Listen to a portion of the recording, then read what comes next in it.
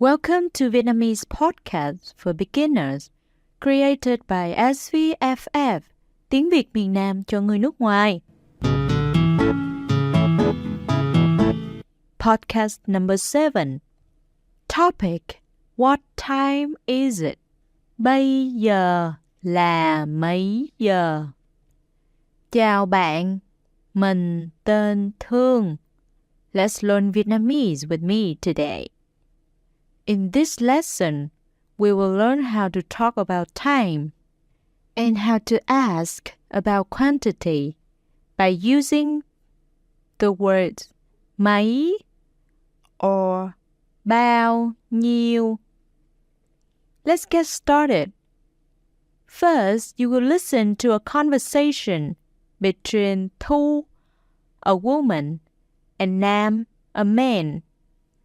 Nam is going to the airport to pick up a tourist group. Nam chuẩn bị đi đến sân bay để đón đoàn khách du lịch.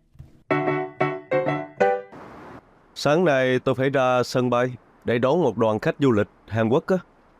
Vậy à? Đoàn có bao nhiêu người? Có 11 người. Mấy giờ rồi vậy Thu? Bây giờ 9 giờ rưỡi rồi. Hả? 9 giờ rưỡi rồi hả?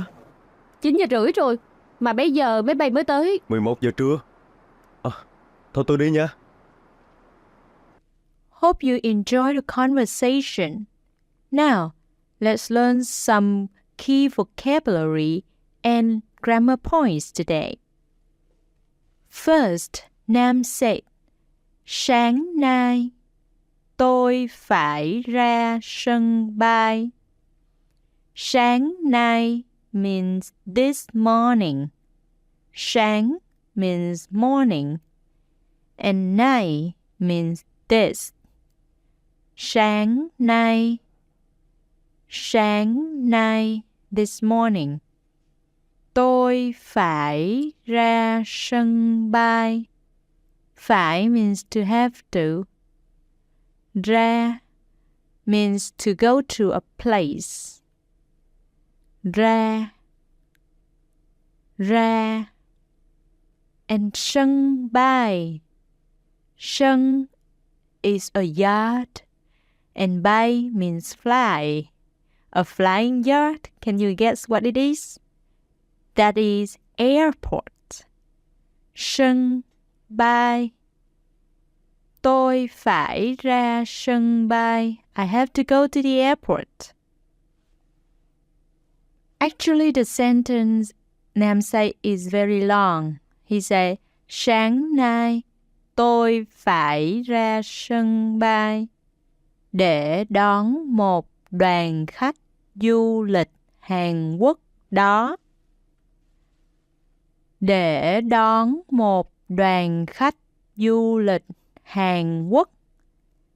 Hàn Quốc means Korean. Khách du lịch. Khách du lịch means tourist. Khách du lịch Hàn Quốc, Korean tourists. And he said đoàn. Đoàn means a group of people. So, đoàn khách du lịch Hàn Quốc means a group of Korean tourists. Đón means to pick up. The second part of his sentence, để đón một đoàn khách du lịch Hàn Quốc. In order to pick up a group of Korean tourists. Thu replied, vậy à, really? Sometimes you will also hear people say, vậy hả? Vậy hả? Really? She continued to ask, đoàn có bao nhiêu người?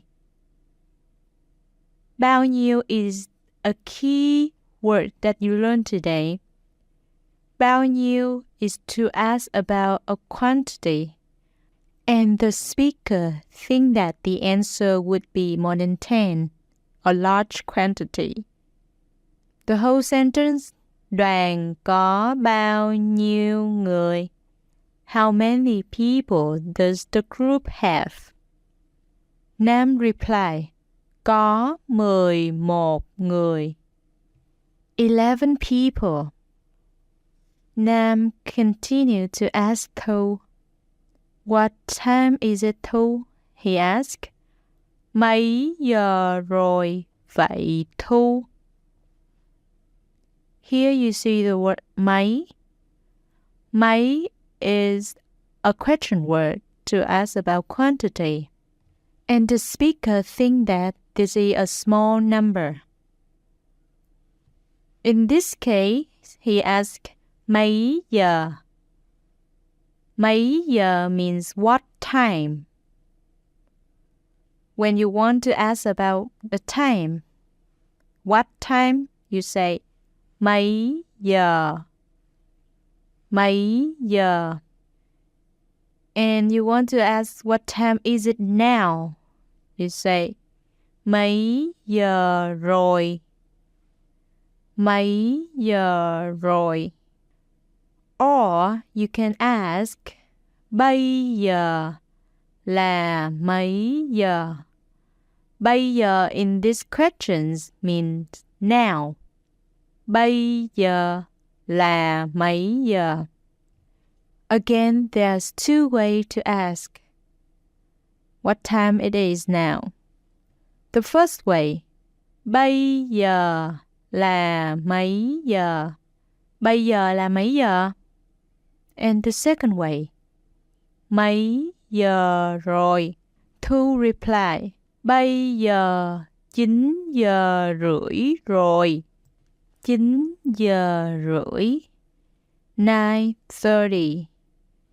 If you want to say 8:30, you will say 8 giờ rưỡi. 7:30, 7 giờ rưỡi. Now, if you want to say 5:30, how do you say? Yes, very good. That's 5 giờ rưỡi. Nam, say, hả? Hả means really. So you learn the third way to say really, that is, hả. Let me remind you 3 ways we have learned to say really in Vietnamese. First, vậy à, vậy à. Second, vậy hả, vậy hả. Third, hả, hả. Okay, let's come back to Nam. He say, 9 giờ rưỡi rồi hả? Is 9:30 already? Thu reply, 9 giờ rưỡi rồi, 9:30 already. She continued asking, mấy giờ máy bay mới tới? Mấy giờ means what time? Máy bay. Máy bay. Máy means machine and bay means flying. Flying machine. That's the plane. Mấy giờ máy bay tới? What time do the planes arrive? Nam reply, 11 giờ trưa. Trưa means the afternoon. 11 giờ trưa. 11 a.m. He said, thôi, tôi đi nha. When you use the word thôi, you want to stop the conversation or stop the action that you are doing. Thôi, thôi, tôi đi nha. I have to go now. You use the word nha at the end of the sentence, in this case, to inform someone that you are going to do something. Tôi đi nha. I go now. If I want to announce that I'm going to eat, I would say tôi ăn nha. Or I'm going to sleep, I would say tôi ngủ nha. That's all for the explanation. Now let's watch the conversation once more time. I hope this time you will understand the conversation completely. Time to practice. Now you will translate these sentences into Vietnamese. These are key sentences and expressions that you have learned in this conversation. Number 1. If you want to ask, what time is it now? How do you ask in Vietnamese?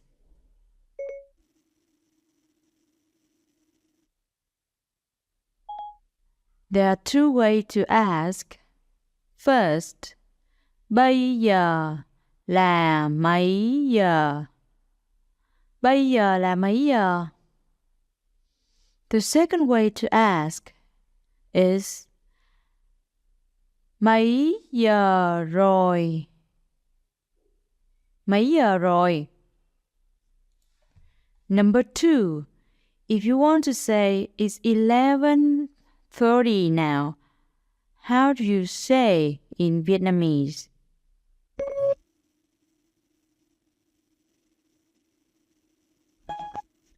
Bây giờ là 11:30.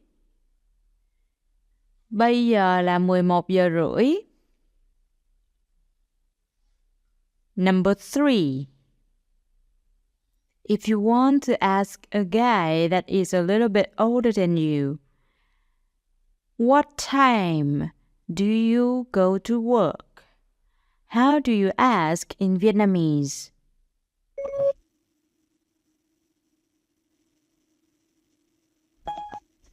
There are two ways to ask this question. First, mấy giờ anh đi làm? Mấy giờ anh đi làm? Second, anh đi làm lúc mấy giờ? Anh đi làm lúc mấy giờ? Number 4. Imagine that you are a man who is talking to someone that is a little bit younger than you, and you want to say, I go to work at 7 a.m. How do you say that in Vietnamese?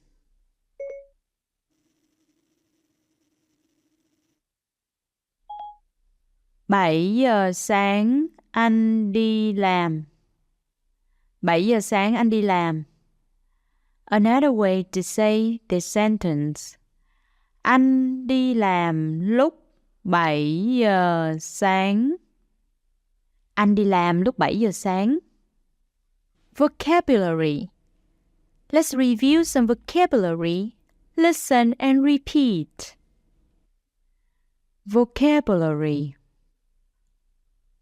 Airport. Sân bay. Sân bay. Tourist. Khách du lịch. Khách du lịch. Now. Bây giờ. Bây giờ. A group of people. Đoàn. Morning. Sáng. Person. Người. What time? Mấy giờ? Mấy giờ? Plane. Máy bay. Máy bay. This is the end of our podcast today. In today's lesson, you have learned how to talk about the time and how to ask about quantities using the two words bao nhiêu or mấy. If you want to download the PDF file of the full lesson, please look at the download section. We also created crossword for learners to review. And if you have feedback for us, feel free to send us your suggestions. We all appreciate it. Thank you and see you again. Chào bạn.